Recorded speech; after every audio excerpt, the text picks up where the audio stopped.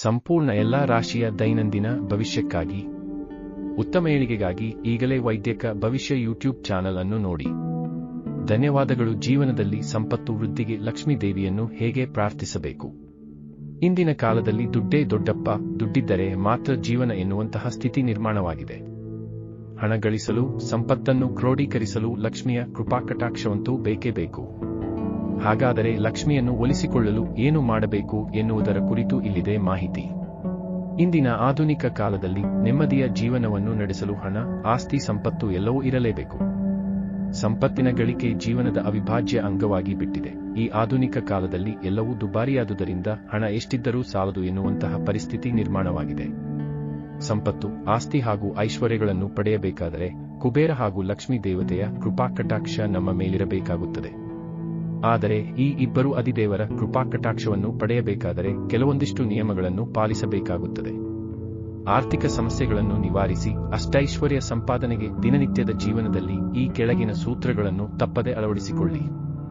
ಸಂಪತ್ತಿನ ಅಧಿದೇವತೆ ಮಹಾಲಕ್ಷ್ಮಿಯ ಕರುಣೆ ಇಲ್ಲದೆ ಹಣ ಸಂಪಾದನೆ ಸಾಧ್ಯವಾಗದು.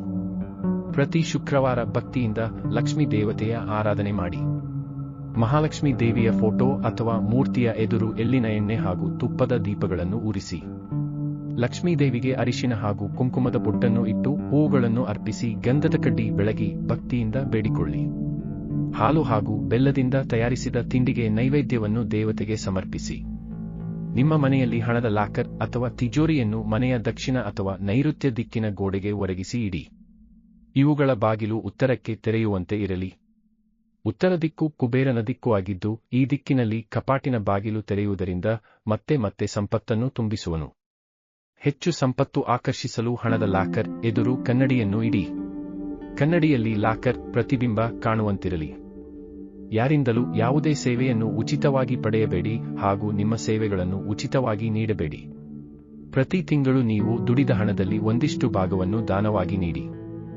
ದಾನ ಮಾಡುವುದರಿಂದ ಲಕ್ಷ್ಮೀದೇವಿಯು ಪ್ರಸನ್ನಳಾಗಿ ಮತ್ತಷ್ಟು ಐಶ್ವರ್ಯವನ್ನು ದಯಪಾಲಿಸುವಳು. ಮನೆಯಲ್ಲಿನ ಹೆಣ್ಣುಮಕ್ಕಳನ್ನು ಅತ್ಯಂತ ಗೌರವದಿಂದ ಕಾಣಿ. ಮನೆಯ ಹೆಣ್ಣುಮಕ್ಕಳು ಲಕ್ಷ್ಮೀದೇವಿಯ ರೂಪವೇ ಆಗಿರುವುದರಿಂದ ಅವರನ್ನು ಗೌರವಿಸಿದಲ್ಲಿ ಲಕ್ಷ್ಮೀ ದೇವತೆಯ ಒಲಿಸಿಕೊಳ್ಳಬಹುದು. ನಿಮ್ಮ ಮನೆಯ ಅಥವಾ ಅಂಗಡಿಯ ಜಗುಲಿಯ ಮೇಲೆ ಕೆಂಪು ಬಟ್ಟೆಯ ಮೇಲೆ ಕುಬೇರ ಯಂತ್ರವನ್ನು ಇಟ್ಟು ಪ್ರತಿದಿನ ಭಕ್ತಿಯಿಂದ ಪೂಜೆ ಮಾಡಿ. ಮನೆಯ ಅಂಗಳದಲ್ಲಿ ತುಳಸಿ ಕಟ್ಟೆ ಸ್ಥಾಪಿಸಿ.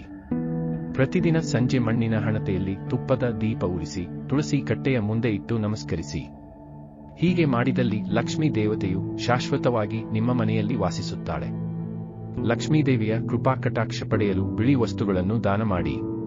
ಪ್ರತಿದಿನ ಬೆಳಗ್ಗೆ ಸ್ನಾನ ಮಾಡಿದ ನಂತರ ಭಕ್ತಿ ಪೂರ್ವಕವಾಗಿ ಲಕ್ಷ್ಮೀ ದೇವತೆಗೆ ನಮಿಸಿ ಹಾಗೂ ಹಣೆಗೆ ಕೆಸರಿ ತಿಲಕ ಇಟ್ಟುಕೊಳ್ಳಿ. ಪ್ರತಿದಿನ ಬೆಳಿಗ್ಗೆ ಮನೆಯ ಹೆಣ್ಣುಮಗಳು ಒಂದು ತಂಬಿಗೆ ನೀರನ್ನು ಅಂಗಳಕ್ಕೆ ಹಾಕಬೇಕು. ಹೀಗೆ ಮಾಡಿದಲ್ಲಿ ಮನೆಯೊಳಗೆ ಹಣದ ಹರಿವು ಹೆಚ್ಚಾಗುತ್ತದೆ.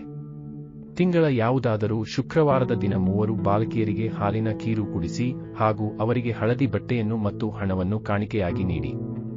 ಹೀಗೆ ಮಾಡುವುದರಿಂದ ಲಕ್ಷ್ಮೀ ದೇವತೆಯು ಪ್ರಸನ್ನನಾಗುವಳು. ಪೂಜೆ ಹಾಗೂ ವಿಶಿಷ್ಟ ಶಕ್ತಿಯ ಯಂತ್ರಗಳ ಉಪಾಸನೆ ಜೀವನದಲ್ಲಿ ಬಹಳಷ್ಟು ಹಣ ಸಂಪಾದನೆಗೆ ದೇವರ ಪೂಜೆ ಹಾಗೂ ವಿಶಿಷ್ಟ ಯಂತ್ರಗಳು ಉಪಾಸನೆಯೂ ಅಗತ್ಯ. ಪ್ರಮುಖವಾಗಿ ಶ್ರೀಯಂತ್ರ, ಮಹಾಲಕ್ಷ್ಮಿ ಯಂತ್ರ ಹಾಗೂ ಲಕ್ಷ್ಮಿ ಕುಬೇರ ಯಂತ್ರಗಳ ಉಪಾಸನೆಯಿಂದ ಸಕಾರಾತ್ಮಕ ಶಕ್ತಿ ಹೆಚ್ಚಾಗುತ್ತದೆ. ಇದರಿಂದ ಆರ್ಥಿಕ ಪರಿಸ್ಥಿತಿ ಸುಧಾರಣೆಗೊಂಡು ಜೀವನದಲ್ಲಿ ಆನಂದ ಮನೆ ಮಾಡುತ್ತದೆ. ತಾಮ್ರ ಅಥವಾ ಬೆಳ್ಳಿಯ ತಟ್ಟೆಯ ಮೇಲೆ ಕುಬೇರ ದೇವರು ಹಾಗೂ ಲಕ್ಷ್ಮೀದೇವಿಯ ಯಂತ್ರ ಬರೆದು ಇದರಲ್ಲಿ ಪ್ರಾಣ ಪ್ರತಿಷ್ಠಾಪನೆ ಮಾಡಬೇಕು.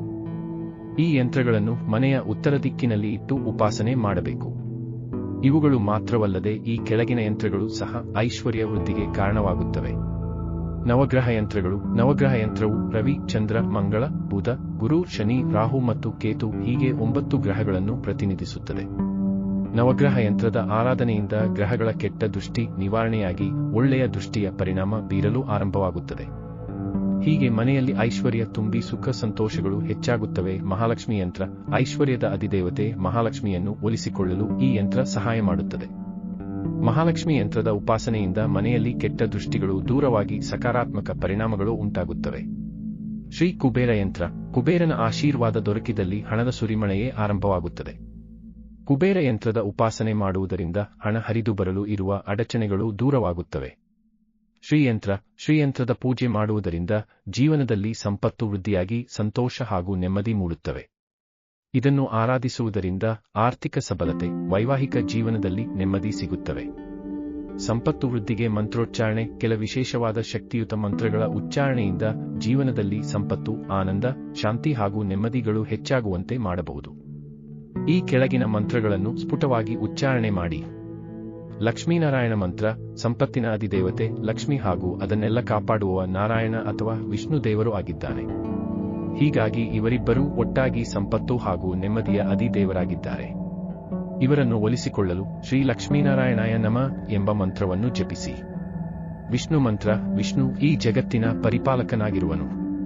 ಆತನ ನಾಮಸ್ಮರಣೆಯಿಂದ ಸಕಲ ಮಂಗಳಗಳು ಉಂಟಾಗುವುದು. ವಿಷ್ಣುವಿನ ಆಶೀರ್ವಾದ ಪಡೆಯಲು ಓಂ ನಮೋ ಭಗವತೆ ವಾಸುದೇವಾಯ ನಮಃ ಮಂತ್ರವನ್ನು ಪ್ರತಿದಿನ ಜಪಿಸಿ. ಲಕ್ಷ್ಮೀ ಗಣೇಶ ಮಂತ್ರ. ಲಕ್ಷ್ಮೀದೇವಿಯು ಐಶ್ವರ್ಯದ ದೇವತೆ ಹಾಗೂ ಗಣಪತಿ ಬುದ್ಧಿಯ ದೇವನಾಗಿರುವನು. ಈ ಇಬ್ಬರನ್ನು ಜೊತೆಯಾಗಿ ಪ್ರಾರ್ಥಿಸುವುದರಿಂದ ಐಶ್ವರ್ಯ ಹಾಗೂ ಶಾಂತಿ ಏಕಕಾಲಕ್ಕೆ ಬರುವವು. ಲಕ್ಷ್ಮಿ ಹಾಗೂ ಗಣೇಶ ಇಬ್ಬರ ಓಲೈಕೆಗಾಗಿ ಓಂ ಗಂ ಶ್ರೀಂ ಸರ್ವಸಿದ್ಧಿ ಪ್ರದಾಯ ಶ್ರೀಂ ಗಂ ನಮಃ ಈ ಮಂತ್ರವನ್ನು ಜಪಮಾಡಿ. ಲಕ್ಷ್ಮೀ ಕುಬೇರ ಮಂತ್ರ. ದೇವಿ ಲಕ್ಷ್ಮಿ ಹಾಗೂ ಕುಬೇರ ಇಬ್ಬರನ್ನು ಏಕಕಾಲಕ್ಕೆ ಪ್ರಾರ್ಥಿಸುವುದರಿಂದ ಜೀವನದಲ್ಲಿ ಹಣದ ಹರಿವು ಹೆಚ್ಚಾಗುತ್ತದೆ. ಓಂ ಹ್ರೀಂ ಶ್ರೀಂ ಕ್ರೀಂ ಶ್ರೀಂ ಕುಬೇರಾಯ ಅಷ್ಟಲಕ್ಷ್ಮೀ ಮಮ ಗೃಹೇ ಧನಂ ಪುರಾಯ ಪುರಾಯ ನಮಃ ಮಂತ್ರವನ್ನು ಉಚ್ಚಾರಣೆ ಮಾಡಿ ಲಕ್ಷ್ಮಿ ಹಾಗೂ ಕುಬೇರ ಇಬ್ಬರನ್ನು ಒಲಿಸಿಕೊಳ್ಳಬಹುದು. ಮಹಾಲಕ್ಷ್ಮಿ ಮಂತ್ರ. ಮಹಾಲಕ್ಷ್ಮಿ ಮಂತ್ರದ ಉಚ್ಚಾರಣೆಯಿಂದ ಐಶ್ವರ್ಯ ಹಾಗೂ ನೆಮ್ಮದಿ ನೆಲೆಸುತ್ತದೆ. ಓಂ ಶ್ರೀಂ ಹ್ರೀಂ ಶ್ರೀಂ ಕಮಲೆ ಕಮಲಾಯ ಪ್ರಸೀದ ಪ್ರಸೀದ ಓಂ ಶ್ರೀಂ ಹ್ರೀಂ ಶ್ರೀಂ ಮಹಾಲಕ್ಷ್ಮಯೇ ನಮಃ ಮಂತ್ರವನ್ನು ಜಪಮಾಡಿ. ಜೀವನದಲ್ಲಿ ಸಂಪತ್ತು ವೃದ್ಧಿಗೆ ಪಚ್ಚೆ ಕಲ್ಲುಗಳ ಬಳಕೆ. ಯಾವುದಾದರೂ ಒಂದು ಶನಿವಾರದ ದಿನ 11 ಕಪ್ಪು ಪಚ್ಚೆ ಕಲ್ಲುಗಳನ್ನು ಖರೀದಿಸಿ ತನ್ನಿ. ಇವುಗಳನ್ನು ನೀರಿನಲ್ಲಿ ತೊಳೆದು ಅವತ್ತೇ ರಾತ್ರಿ ಕಾಳಿಕಾದೇವಿಯ ಗುಡಿಗೆ ಹೋಗಿ ಪಚ್ಚೆ ಕಲ್ಲುಗಳನ್ನು ದೇವಿಯ ಪಾದದ ಬಳಿ ಇಟ್ಟು 101 ಕಾಳಿ ಮಂತ್ರವನ್ನು ಜಪಿಸಿ. ನಂತರ ಇವುಗಳನ್ನು ಕೆಂಪು ಬಟ್ಟೆಯಲ್ಲಿ ಅದನ್ನು ನಿಮ್ಮ ಜೇಬಿನಲ್ಲಿ ಇಟ್ಟುಕೊಳ್ಳಿ. ಹೀಗೆ ಮಾಡುವುದರಿಂದ ನಿಮ್ಮ ಜೀವನದಲ್ಲಿ ಹಣಕ್ಕೆ ಎಂದಿಗೂ ಕೊರತೆಯಾಗುವುದಿಲ್ಲ. ಗಮನಿಸಿ. ಮದುವೆ ವಿಚಾರ, ಆರೋಗ್ಯ, ಧನ ಲಾಭ, ಶತ್ರು ನಾಶ, ಉದ್ಯೋಗ, ಮನೆಯಲ್ಲಿ ಶಾಂತಿ, ಸಾಲಬಾಧೆಯ ವಿಚಾರ, ಪ್ರತಿ ಸಮಸ್ಯೆಗೂ ಉಚಿತ ಪರಿಹಾರಕ್ಕಾಗಿ ಕೂಡಲೇ ವೈದಿಕ ಜ್ಯೋತಿಷ್ಯ ಚಾನೆಲ್ ಅನ್ನು ಸಬ್ಸ್ಕ್ರೈಬ್ ಮಾಡಿ ಹಾಗೂ ಇನ್ಸ್ಟಾಗ್ರಾಮ್ ಅಲ್ಲಿ ಮೆಸೇಜ್ ಮಾಡಿ ನಿಮ್ಮ ಸಮಸ್ಯೆಗೆ ಪರಿಹಾರವನ್ನು ಕಂಡುಕೊಳ್ಳಿ.